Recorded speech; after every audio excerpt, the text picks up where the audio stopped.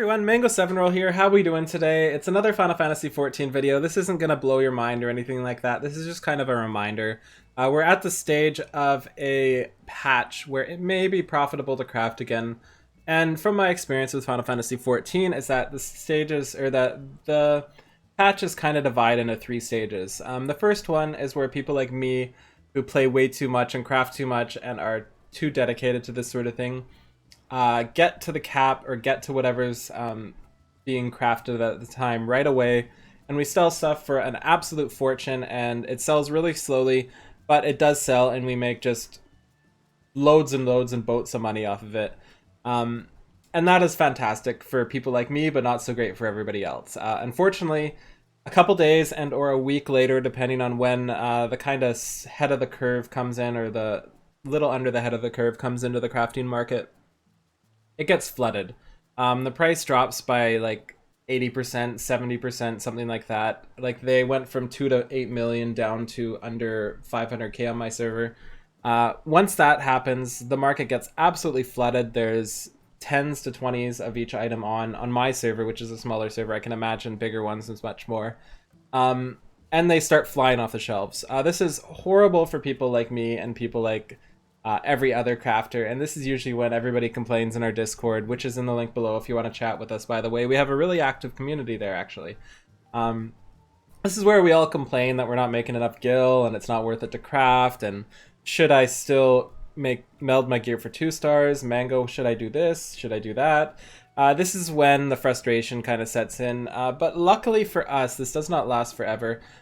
This kicks a lot of people out of the market, including myself, simply because it takes so much time to make my gil there. I kind of value my gil per hour as opposed to how much gil I can make overall, if that makes sense. And this is when I drop out. I sell my remainder of my product, and I just kind of let it sit up there and let it sell.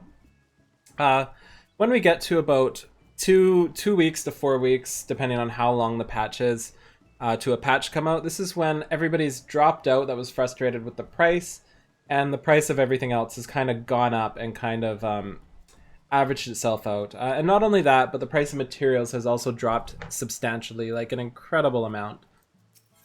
So if we take a look now, we can still see that things are still selling for the usually about the 300 to 500 range. There's still a few that are selling under 200. Like, see, that one's at 200 there. The sashes are usually way lower. So that one's 80k, so definitely don't try to sell this. But there's stuff like the Robe of Healing there, that was at 400k. This is at 300k, there's only one up. This is at 450k, and these are just the Indigo Rami, 350k.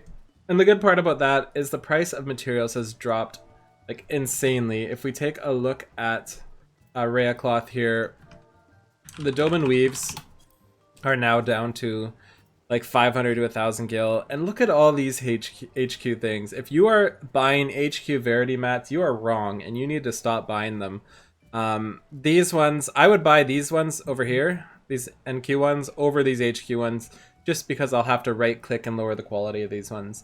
I need to make a video on that just on my own to tell people not to do this, because it's so frustrating to me, because that means there's less of them in the market, and the overall price kind of goes up accidentally. Like, they don't mean to raise it because they're trying to sell HQs for higher price, even though it's not doing it. There's just less in the market. So everybody comes out ahead. Do not buy HQ Verity mats. Sorry, mini rant. That's one of my biggest little annoyances there. And if we take a look at Everdeep Aether Sand, for example, or all the Aether Sands, they're at about 8,700 to 9,000 right now. The Everbright is that, I think, about 5,000? No, 3,000, geez. So one thing about these, and it's really frustrating to me, is that this price is entirely due to bots. Like 100% entirely due to bots botting Aether Sand now. It's really sad because these were selling for 50,000 to 100,000 a piece, which is a lot, but it was a great way for gatherers to make comparable money to crafters. Literally, the bots enabled being able to do those unspoiled nodes is when the price went to crap. Like, literally overnight, they went from 80,000 to 10,000 down to 5,000 with tons of stacks of 99 up. it's just really, really sad because this just kills the market for gatherers. It's really good for us in a way because it's cheaper, but at the same time, I'd rather pay more to an actual person that deserves it. I'm not saying these people are botting, but there's a good chance they are. Especially the ones with multiple 99 stacks. They're also probably selling crystals and clusters as well from the same retainer if you want to double check.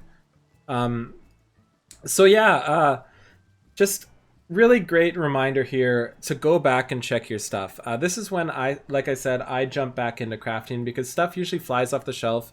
I forgot to take a look at the history, so let's take a look at Indigo Rami here and the Robocasting. So yeah, you can see there's 2 to 3 per day, and on the 23rd there was what? Holy, 1, 2, 3, 4, 5, 6, 7, 8. There's about 9 of them sold on the 23rd, so they're just flying off the shelf still. And the cost of them is a fraction of what they cost before.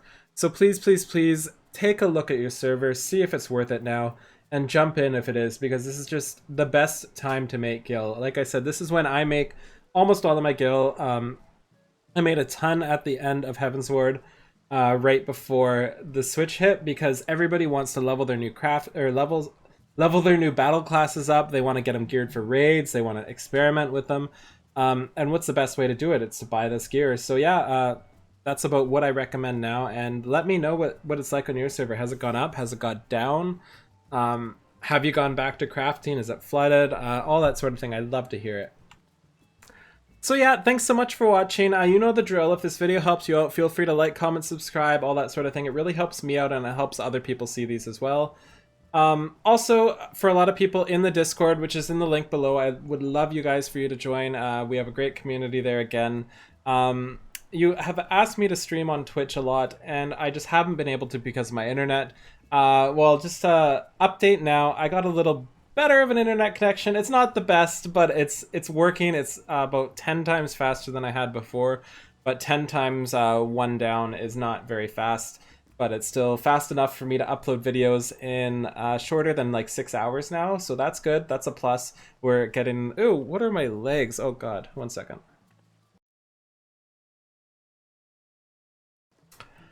Okay, we fixed that problem. That was bad. But yeah, I would just want to show you my internet here where rural people go to die for their internet. If you want to see what I'm struggling with now, this is the best internet I've had in 6 years now. Usually I get about 1 to 2 up, or 1 to 2 down, and like 0.2 up. So this is just a big change for me. I can actually watch Netflix now. I can raid, and I can press a button, and it casts a spell right away. Believe it or not, I usually there's like a half a second delay. I like cast my card on my Astrologian, and it just like doesn't appear for a second. So yeah, look at this monster speeds. I'm so happy. It's such a big deal for me. I know it seems stupid for a lot of you that are probably like 10 times the speed and paying half the price I pay. But I'm really happy about this. So yeah, thanks so much for watching. See everybody next time and have a great day.